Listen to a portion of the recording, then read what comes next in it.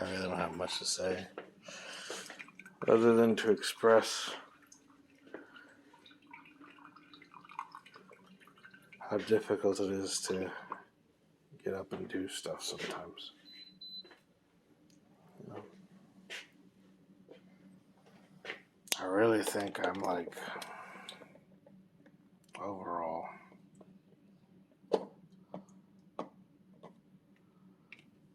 I really think I'm really depressed. You know?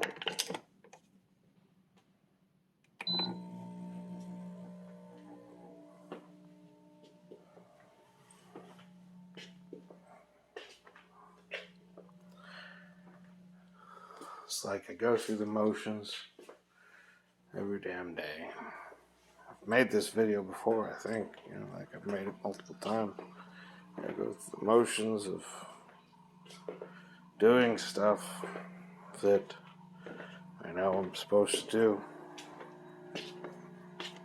But in the end, like, I don't know why, you know?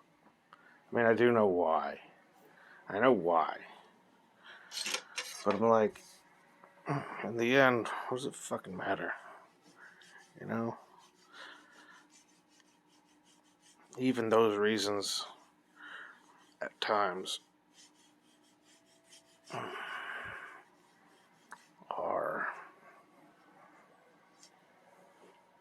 seemingly superfluous, irrelevant.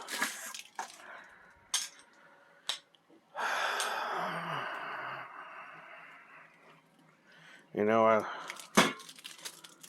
long ago, been decades now, kind of came to the conclusion that, you know, we're all we've got. You know, there's not like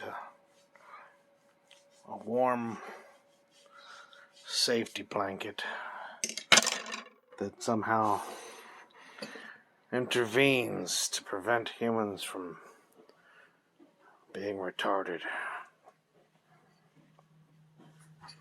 and making grave mistakes about creating the world that we live in such a way that it's a horrible, nasty place, you know.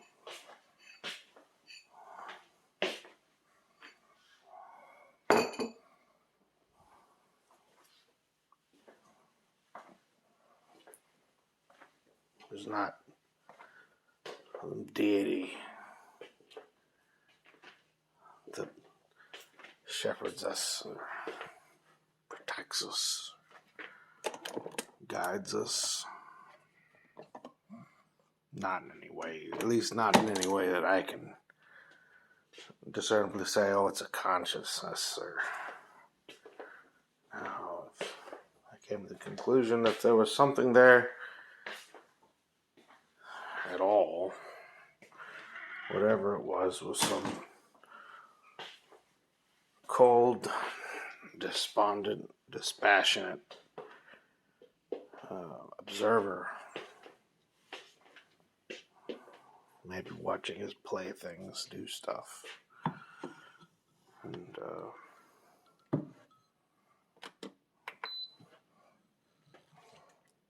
there's not even any evidence for that either. So, you know,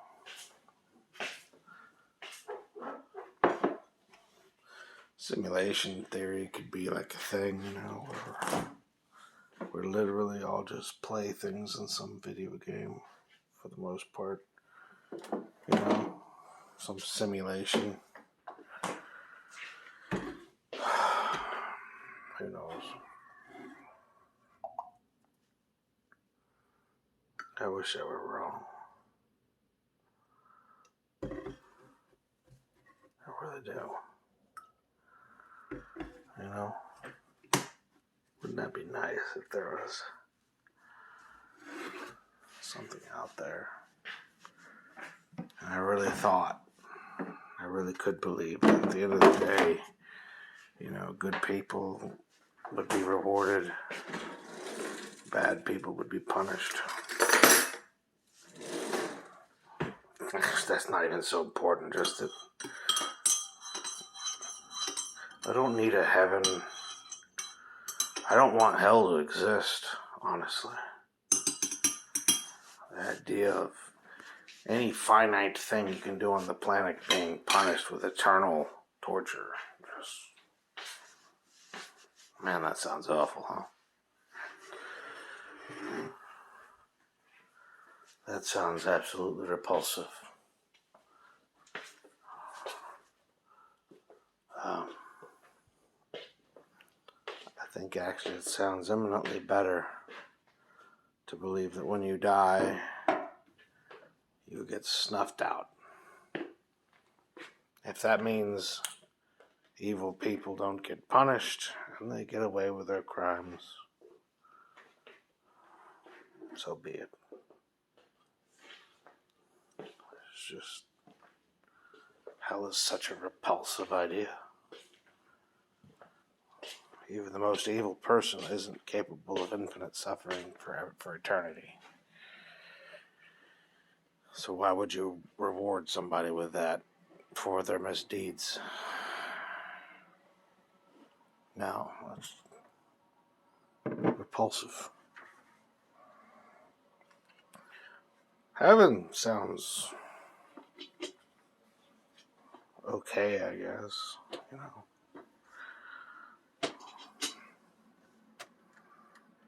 But now the important part for me is more than just there was some benign's not the word I'm looking for. Benevolent consciousness that existed that took a personal vested interest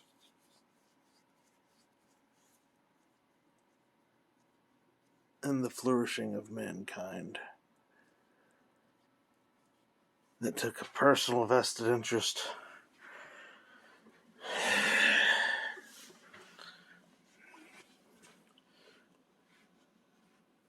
in the individual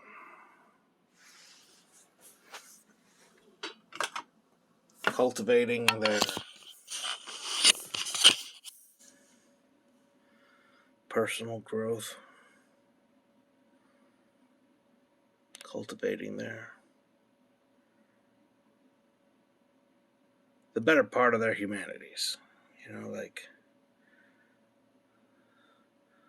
things that make humans worthy of admiration, those aspects of humanity, taking those attributes and cultivating them in individuals rather than letting our vices and our failures and our faults linger longer than they need to.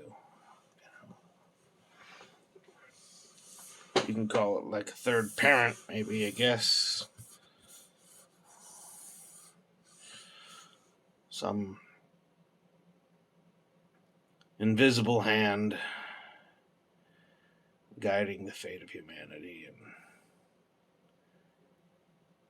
leading us towards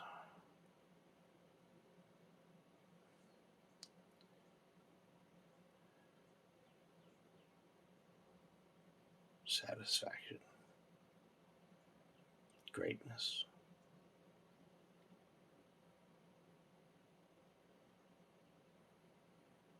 Meaningful satisfaction and meaningful greatness, not some placid, shallow definition of it. Some life of meaning or something,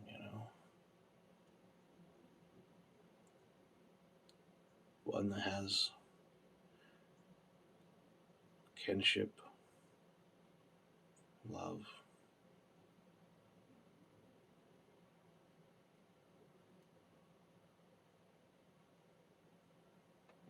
obligation.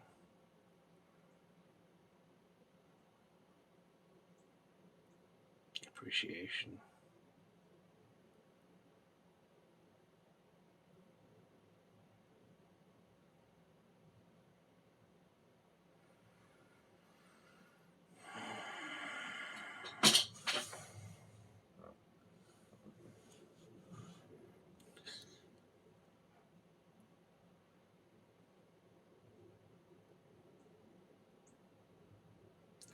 That would be nice, wouldn't it?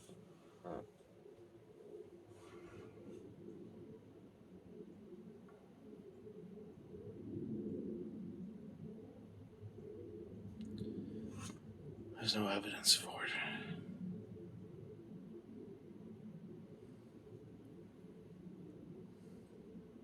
And you're raised in an environment where you genuinely believe all that. You, that's like what you think the world looks like. And it sounds plausible because those that surround you, maybe they have their traits, and maybe there's things you look at in those individuals, and you see some of the ugly facets of humanity in them. But for the most part, you're protected, you're safe, you're fed, you're clothed, you're sheltered.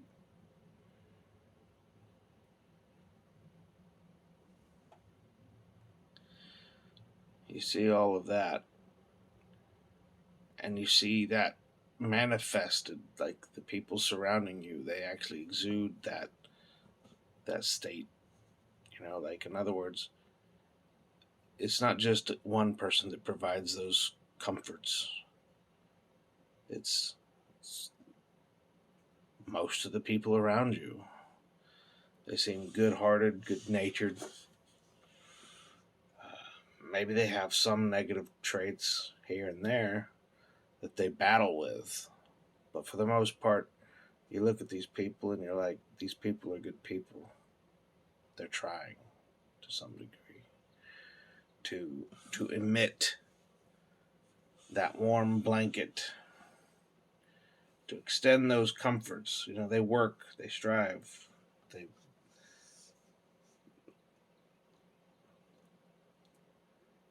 the worlds that they create around themselves, right? What they help uphold and strengthen in their everyday lives as they shape the world around them. It's just more of those traits. You're just like it's so easy to find that credible that that. And you realize that's like an isolated bubble, and that outside, that stuff's not necessarily true. It doesn't exist for other people, and even yourself. You know, even for yourself, there are a thin veneer, a thin layer of reality that separates you from the reality of what the universe is actually like. And only by those people working together do they create the world that's relatively safe. Because they have good values. That's we can't affect the world, right? So those people help construct a world that you want to live in, through their actions and deeds.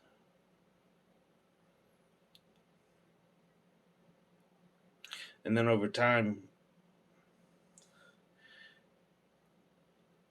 maybe you just translocate. You go to another location where you're separated from those people, you know. And what you realize is that like the world's not full of people like that. That was a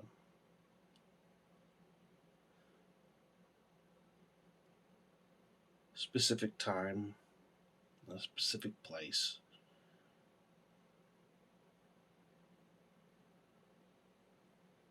Most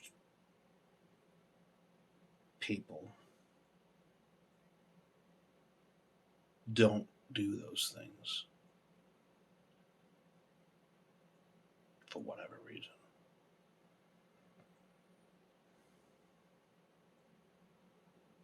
They actually have a degree of meanness in their hearts.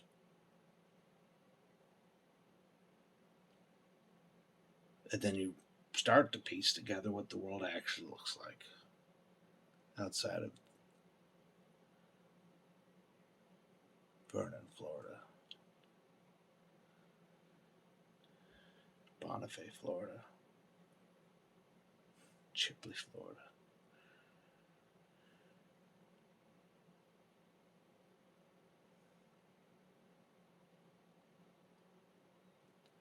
It's harder for people to lean on each other. People don't trust each other. That existed in those places where you were born and raised, but just, damn it, it wasn't so damned. Like, even when you didn't trust somebody, like, it's not like a binary. You realize it's a gradient. And the amount by which you didn't trust you, just even the most untrustworthy person, might have been about here. But that wasn't the bottom end. Bottom end's way down here.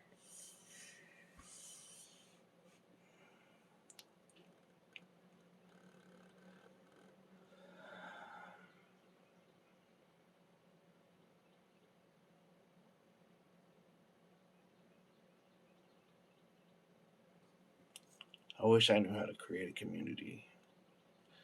It's the thing is, it takes multiple people. It takes multiple people to construct something like that.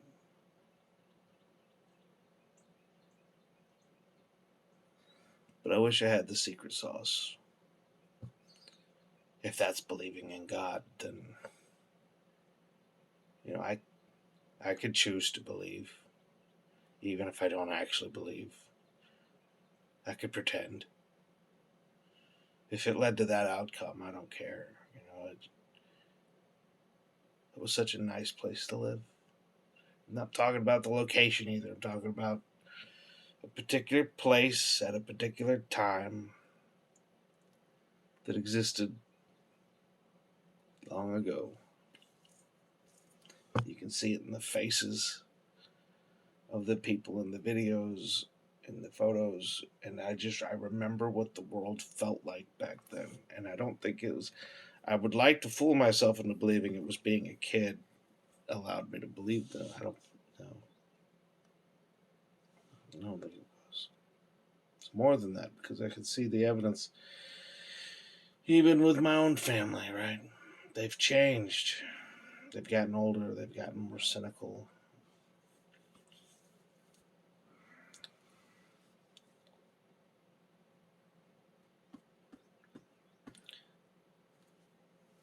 It is what it is, I suppose.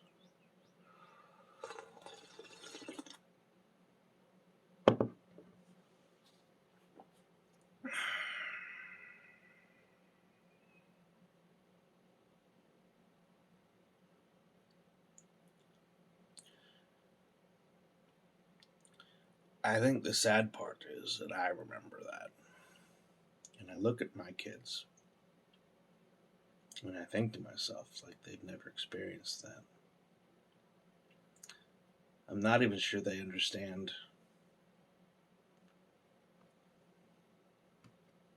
Can they even understand the concepts?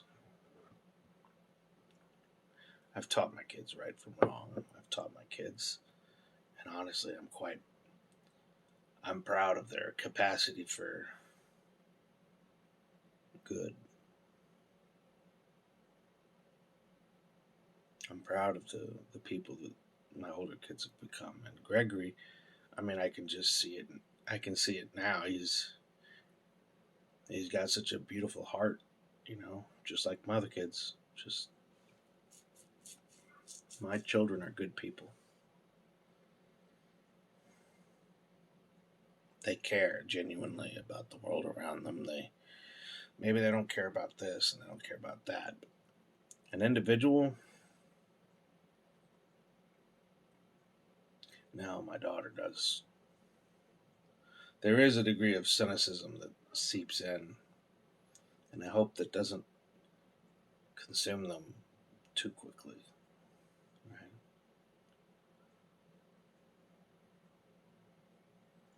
I know that they have the fortitude to do the right thing regardless of that cynicism, but at the same level, that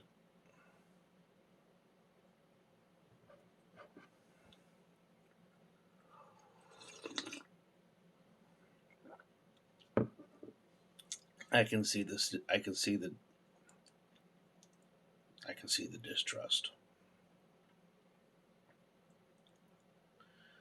I can see the distrust growing.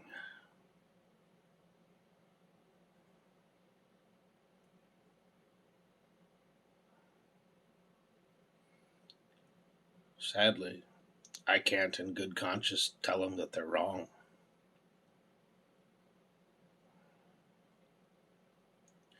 If I took them back home, Niceville's not home. Maybe it was 10 years ago.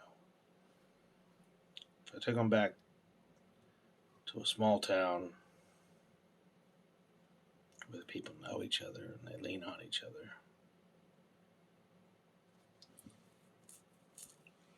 but my wife doesn't understand that lifestyle either. Like she is the epitome of I don't understand what the fuck you care about, because she's never I don't know. She just the crap she values is just retarded most of the time. I mean, my wife's a good person. She really is. She worries about the dumbest, most retarded shit sometimes, though. She just the life of convenience or whatever. She's got to have her convenience shit around her. It's the most retarded thing because she's like she doesn't even realize she fucking hates it. I probably shouldn't say all this crap. It's so frustrating. She's the reason we live in a suburb, and the only reason we don't live in a city, a flat out city, is because I just refuse. I'm a farm boy. I'm a simple redneck farm boy.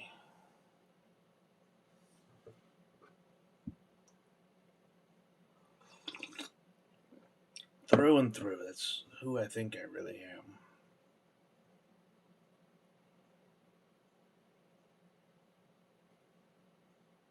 I want to be able to pull over on the side of the road and help people.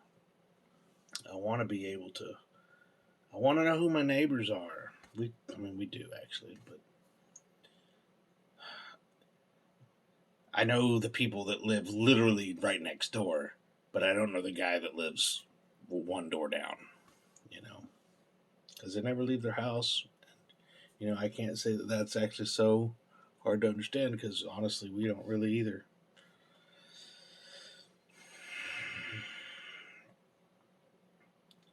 She, a long time ago, she's like, "Oh well, if you live here, you got this nearby, you got this nearby, you got this nearby, you got this nearby, whatever." That's this. She doesn't want to have to drive 30 minutes to go to the grocery store. I don't care. What does that do with the price of tea in China? I don't fucking give a shit.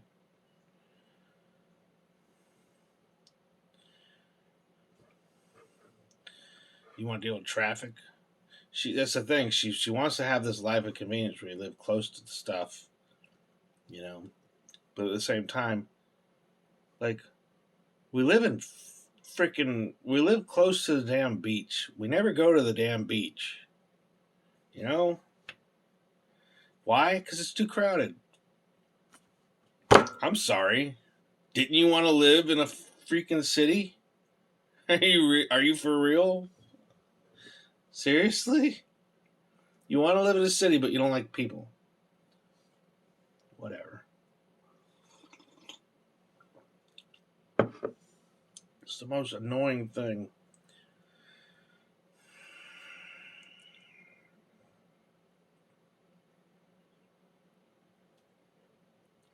It's kind of amazing to me that women don't know what they want. I say women because it is more so in that demographic than it is in men. I'm sorry, it just is. I don't fucking give a shit if it's sexist. I don't care. Women seem to lack the capacity to look at themselves and identify what it is they want. They're convinced they can have it all, you know. It's like they don't realize it's a world of nuance and trade offs. You have to choose what you value more, and then you have to sort it, and then you have to be like, all right, well, this was at the top of the list for me. This is the second list. You have to be able to do that. You have to be able to make decisions and be decisive. You're going to stay home and raise the kid because you want that. You want that because you want the benefits of all of that. Okay, well then stop fucking comparing. Stop worrying about who brings home money. Stop beating yourself up for like, oh, my husband makes all the money and I'm just staying at home. Like, who cares? No one gives a shit. Stop comparing yourself. It's not a competition. What the fuck? You want to go the other route? You want to go have a job so that you don't beat yourself up about making less money than your husband and being envious? Well, go do that. Be fulfilled. Have a thing. But just realize now you're beating yourself up because you're not spending enough time with your kid. Okay, well, you chose to do that. Do you want to have a part-time job? Well, not everybody can have part-time jobs and do that. And like there's a degree by which you can't have your cake and eat it too. Now, if you can strive for it, I'm not going to hate the idea of you shooting for something. But holy crap. Pick a lane. Stick with it. Follow through. Be contented with what you have. Come on. Just be happy. It's another whole side of things. It's always been in the background, and I've always had to try to like juggle that shit. It's that's exhausting. I wouldn't say it's not the source of my depression. I love my wife; she's a wonderful woman. I just wish that she didn't. I wish she could direct her ambition to the degree that she's ambitious enough to achieve whatever she wants to achieve within reason, and that her goals are realistic and not retarded. That's how I actually feel about it. Now, I don't think I've ever said that to her, but I totally think it. All the time. I just wish her goals were realistic. And I wish she wasn't so damn stubborn about like I'm ambitious. I also kind of know what my role needs to be because I don't think I'd be good. I love my kids. But like there's a degree by which I don't know what I'm freaking doing when I'm interacting with, like, especially when they're really, really young. I love them to death and I want to hold them. I want to breathe them in. I want their soul. Yeah, like I just, man, when Gregory was born, yeah, it was that way with it. But that's been like what 8. My son is 19 now. I experienced Michelle was born. Oh man, dude, like when you're holding your kid in your arms, man, there's just nothing. Nothing beats that. You just want to protect them. You want to. You want to make sure they're okay.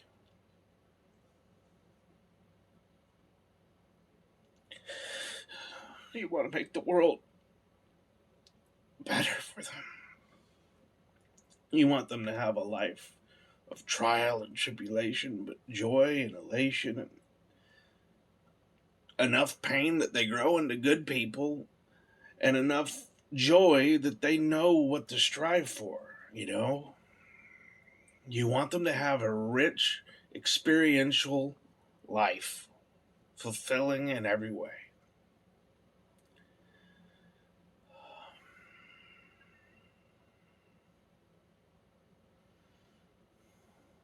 You know? You got those tiny little hands, and you look at those hands and you're like, what are you gonna do? What are you gonna do? What are you gonna make? What are you gonna create? How are you gonna leave your mark on this world?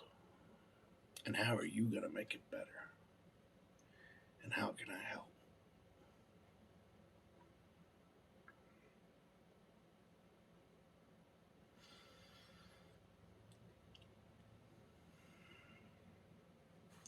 And the only thing that kind of makes you feel like a failure, at least for me, is that, like, I don't have the power to change the world to the degree that I want to change the world, such that they can live in the world that I lived in and achieve whatever goals they want in that world, instead of the one wretched thing that we're bequeathing them.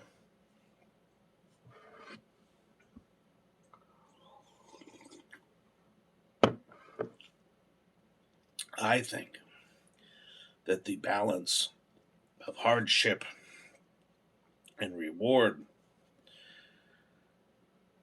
that the world provides for young people right now is, that shit's out of whack.